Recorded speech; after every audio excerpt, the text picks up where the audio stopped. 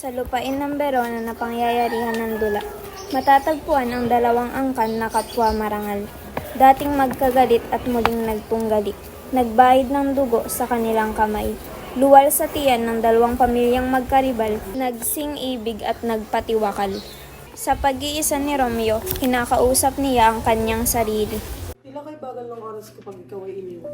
Ganito ba ang pag-ibig? Kahit sinong marikit ay walang magawa upang makalimutan kita. Sa kabilang dako, sa silid ni Juliet. Sa gulang kong ito, hindi ko pinangarap na magkaroon ng asawa. Ngunit ang iba'y nagiging inan. Si Paris, siya ang may hangad na pakasalan ako at dadal siya sa piging mamayang gabi. Sana nga'y magustuhan ko siya. Nagsimula na ang kasiyahan sa bulwagan. Naroon din si Juliet sa hanay ng mga babaeng sumasayaw. Darating sila Romeo at makikita niya si Juliet sa hanay ng mga babaeng sumasayaw.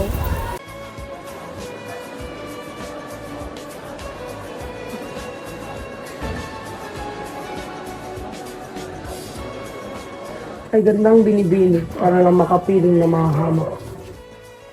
Makikita ni Tybalt si Romeo at sisitayin niya ito. Bakit naparito ang isang magtabi? Para kutyahin ng kasiyang ito. Ano problema, Tibal?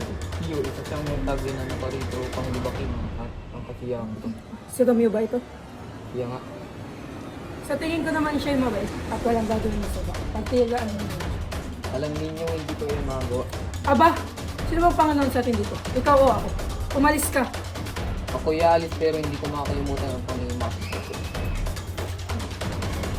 Magtatagpo ang paningin ni na Romeo at Juliet at sila'y sasayaw.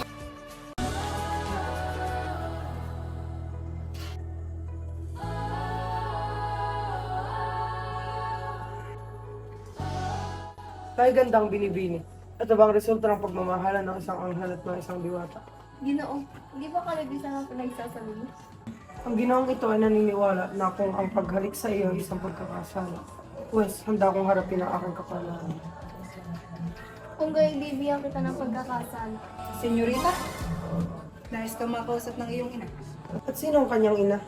Aba, iho, ang nanay niya ang ginang tahanan ito. Isang kabulat? Anong kapalaran at nahulog ako sa aking kaaway? Sa hardin, aakyatin ni Romeo ang bakod nito upang makita si Juliet.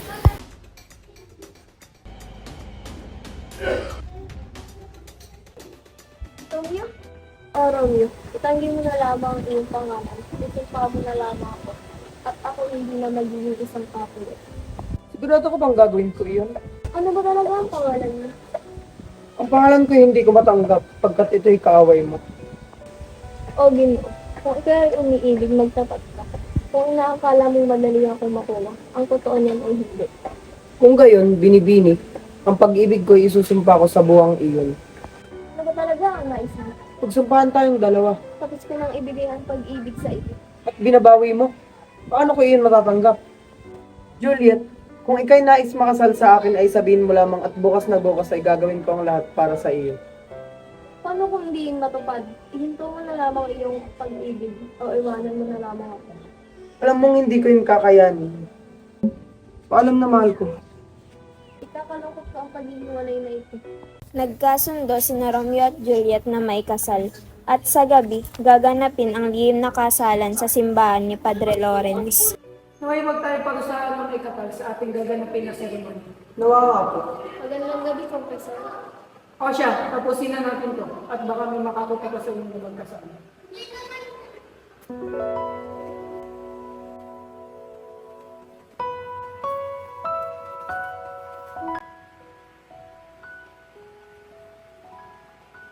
Chloe, tinatanggap mo ba ang binibining nasa harapan mo bilang iyong maging ganap na kaibigan sa hirap at ginawa at magpasalamat? Opo, Padre. Ikaw, Juliet, tinatanggap mo ba ang binatang nasa harapan mo bilang iyong maging ganap na asawa sa hirap at ginawa at magpasalamat? Opo, Padre. Maaari niyo lang sabihin ang mga pangakatong pagmamahal. Juliet, aking sinta, tinatanggap kita upang aking maging kaisa-isang asawa. Pinapangako ko na mananatili ako sa hirap man o ginhawa. Mamahalin kita ng buong buo at walang kapalit na hinihintay. Ang akin ay magiging sa iyo at ang sa iyo ay magiging akin. Sa harap ng altar, nangangako ako.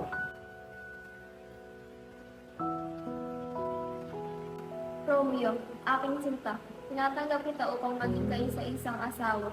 Pinapangako ko sa iyo na mananatili ako sa hirap matulinawa. Mamahalin kita ng buot mo kung walang kapalit na hinihintay.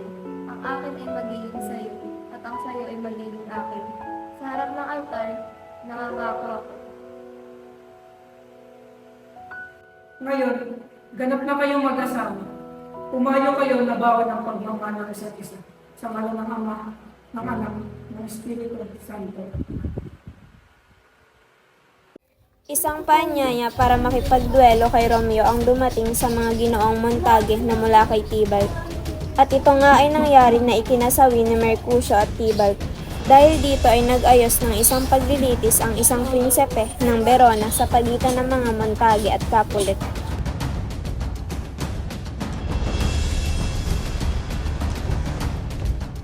Narinig ko ang sinabi mo, Capulet na mangmang. Tumahimik ka riyan. Sino ka para sabihin yan? Isa ka talagang mangmang. Katahimikan sa aking palasyo. Narito tayo para sa isang paglilitis. Mga bastardo, tumahimik kayo at hayaan kong umpisahan ang panghusgang ito. Benvolio, ikaw ang nakasaksi ng mga pangyayari, kaya ikaw ang magsasalaysay nito sa amin. Paano ba ito nagsimula?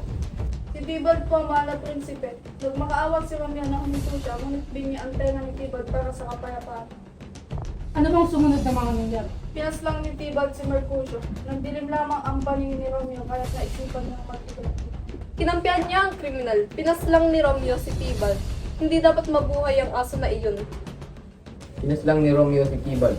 Ngunit hindi ba kinaslang din ni Tybalt si Mercutio? Kung gayon, sino ang may sala sa pagkakataong ito? Hindi mali ang ikinilos ng aming anak. Aba, Mananatiling sarado ang tenga ko sa pagdadahilan ninyo. Ang kasalanan ay kasalanan. Paalisin agad si Romeo sa Verona. Sa sumunod na araw, sa silid ni Juliet, kinakausap nito ang sarili habang tumatangis. Tila kay bilis ng oras. Huwebes ng gabi, ikakasal na ako sa taong di pa man nanliligaw sa akin. O ama't ina, isang salita ko hindi niya dinig. Kailangan ko ipakumpisal kay Padre Lawrence ang aking ikinakagalit. Ang nalulumbay na si Juliet ay kaagad na nagtungo sa simbahan ni Padre Lawrence. Padre, Juliet, batid ko ang iyong hinagpis. Narinig ko na ikakasal ka niya sa kanila. Sa gaganapin na Wales. hihingi po ako ng tulong sa iyo. Ano pong magagawa ko para matigil ang kasal? Umuwi ka at kumastang natutuwang pumayag sa kasal. At kinagabi, humiga ka at inumin ang halap na ikapit. Ang pulso mo'y titigil at hindi ka mababakasan ng buhay sa loob ng 2 araw. Sa gabi nga ng Webes ay natagpuan ng nurse si Juliet na nakaratay sa kanyang kama at tila walang malay. Binibini? Ano ba binibini? Ibihis na ngunit nahiga uli. Kailangan mo nang gumising. Juliet, nako! Nako! Tulong! Tulong! Ang binibini ko'y patay na! Anong nangyayari? Anong nangyayari sa mahal ko, Juliet? Mula sa Verona ay dumating si Baltasar sa Mantua, kung saan na ipatapon si Romeo. Dala ang masamang balita para rito.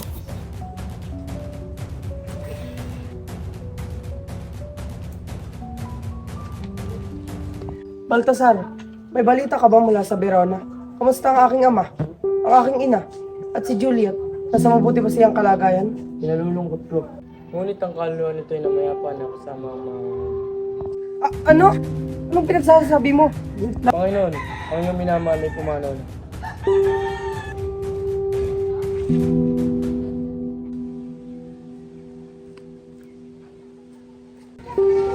Wala bang pinanalang sulat ang pari? Wala po, Panginoon.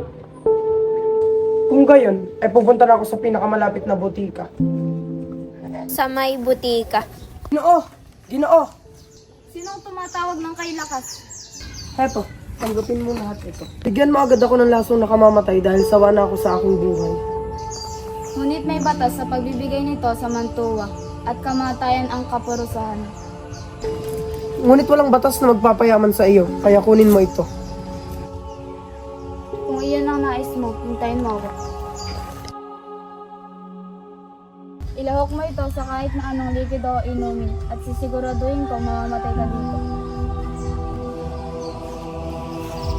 Samantala, sa simbahan ni Padre Lawrence ay dumating ang kanyang ipinagbilin sa totoong balita na kailangang makarating patungo kay Romeo. Padre, O bakit Juan? habang mahanap ng kasama, pinakuha ng aming pinto at hindi kami pinalpas. Kaya hindi ako agad nakatumpa sa mantuwa. Sino nagpadala ng sulat kay Romeo? Wala akong napagpadala, kaya ito Diyos ko! Ang sulat na iyon ay naglalaman ng mahalagang bagay. Sa Verona, nakarating si Romeo sa silid kung saan matatagpuan ang hindi na mabakasan ng buhay na si Juliet. Mahal ko, o asawa ko, anong mangyari sa iyo? Sa tingin ko'y hanggang dito na lamang tayo.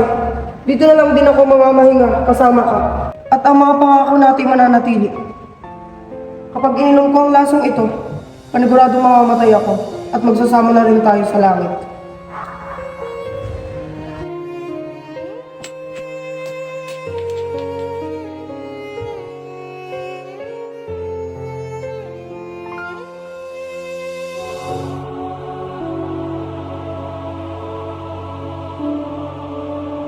Pagkalipas ng itinakdang oras ay muling nagising si Juliet sa hiram na kamatayang sinapit.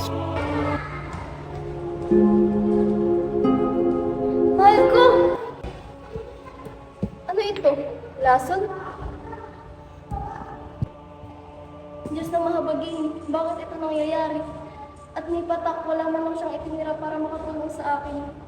Aking Romeo, hintayin mo ako at makakapiling natin sa kabilang buhay. Sa ganda mong taglay, sila'y maaakit.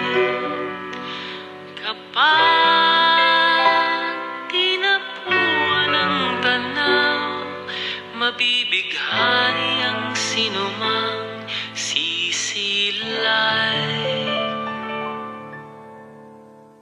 ¿Quién es ella? La Bulaqueña. Wari mo ay buhay na obra, hinalin tulad kay Maria Clara. Sino ka ba sa buhay ni Luna? ¿Quién es ella? La Bulaqueña. Larawan ng dalagang Pilipina. Sa parot sayang, walang kaparis. Taglay mo ay gandang walang kawangi.